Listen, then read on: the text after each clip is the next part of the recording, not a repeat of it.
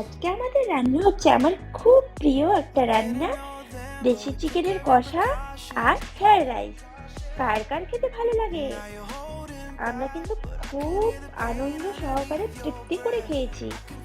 আমার মতো দেশি চিকেন খেতে কে কে ভালোবাসে অবশ্যই বলবেন। হ্যালো, আমি দীপু। আর দীপুস ব্লগে সবাইকে স্বাগত। আশা করছি আপনারা সবাই ভালো আছেন, আর আমিও ভালো আছি। চলে এসছে আবারও একটা নতুন ভিডিও নিয়ে। এটা হচ্ছে একটা ছুটির দিনের ভিডিও, তো দেখতে থাকুন। সবার প্রথমে দেশি চিকেনটাকে ভালো মতো করে ধুয়ে লবণ হলুদ মাখিয়ে নিয়েছি, আর ওটাকে ফ্রিজে রেখে দেবো 8 ঘন্টার জন্য। আর অন্যদিকে আমি আলু আর রসুনটাকে লাল লাল করে হালকা ভেজে নিলাম। আর অন্যদিকে আমি গরম জল ফুটাতে দিয়ে দিয়েছি, কারণ আমাদের বাড়িতে চিকেনের সাথে খাওয়ার জন্য হবে ফ্রাইড রাইস। এখানে আমি গোটা গরম মশলা আর তেজপাতা দিয়ে দিলাম। এটাকে এখন ভালো করে আমি ফুটাবো। আর এইদিকে উনুনে আমি পেঁয়াজ আর গোটা গরম মশলা ভালো করে লাল লাল করে ভেজে নেব। মশলাটা আমার পেঁয়াজটা আমার লাল লাল করে ভাজা হয়ে গেছে। এখন আমি এর মধ্যে অ্যাড করব আদা রসুনের পেস্ট। আদা রসুনের যাতে কাঁচা গন্ধটা না থাকে সেই কারণে আমরা ভালো করে এটাকে ভেজে নেব। তারপর এক এক করে আমরা হলুদ গুঁড়ো, এখানে আছে ধনে গুঁড়ো, আর অন্য কোনো গুঁড়ো মশলা এখানে অ্যাড করব না, কারণ আজকে আমরা জিরে বাটা দিয়ে রান্নাটা করব, সেই কারণে আর জিরে গুঁড়ো দিলাম না। ভালো করে এটাকে মিশিয়ে নেব। আর এটা হচ্ছে চিকেন মশলা। চিকেন মশলাটা কিন্তু আমরা এই পর্যায়েই দিলাম মশলাটা কষানোর সময়। অনেকে আবার দেখি চিকেন মশলাটা যখন মাংস রান্না কমপ্লিট প্রায় হয়ে যায় সবার শেষে নামানোর আগে দিয়ে দেয়, কিন্তু এই সময়টাতে দিলে খুব ভালো হয়। আর এখানে আছে জিরে গুঁড়ো আর 3-4টা শুকনো লঙ্কা আর কাঁচা লঙ্কা একসাথে বাটা। ভালো করে মশলাটাকে দিয়ে দিলাম। দেখুন মশলাটা থেকে অনেকটা তেল ছাড়তে শুরু করেছে। এই পর্যায়ে আমরা দিয়ে দিলাম টমেটো কুচি আর পরিমাণ মতো লবণ। আবারও সবকিছু একসাথে মিশিয়ে নেব, ভালো মতো করে এটাকে কষিয়ে নেব। আর দিয়ে দেবো একটু হালকা মশলা ধোয়া জলটা।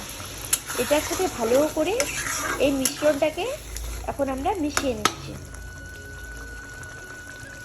দেশি চিকেনটাকে 800 8 ঘন্টার গ্রামের জন্য মতো ছিল। ফ্রিজে ম্যারিনেশন ওই করে বেছে রেখেছিলাম, ও না সেটাই এখন আমাদের দেশি চিকেনটা বের 850 করলাম। গ্রামের মতো ছিল।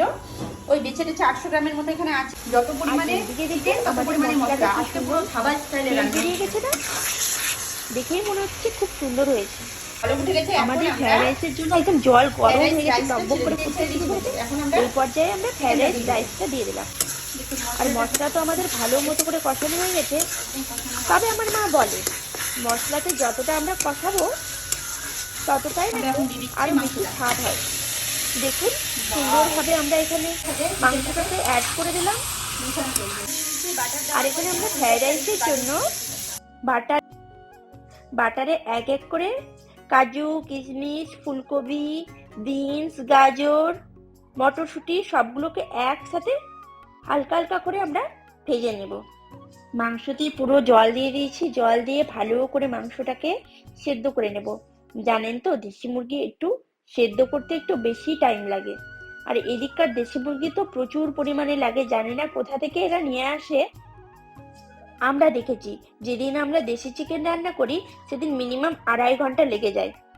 আর সবার লাস্টে আমরা একটু ধনেপাতা দিয়ে দিব। দেখুন আমাদের মাংস রান্নাটা কেমন সুন্দর হয়েছে, কালারটা একবার দেখুন।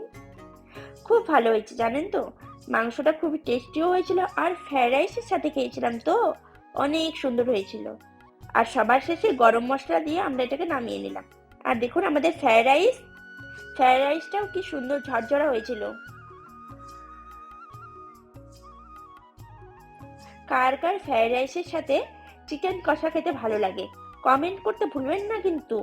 আমার কিন্তু খুব ভালো লাগে। আমি শুধু ভিডিও করেছিলাম, আর এটা ছিল একটা ছুটির দিন, সেই কারণে আমার হাজবেন্ডই সব রান্নাগুলো করেছিল।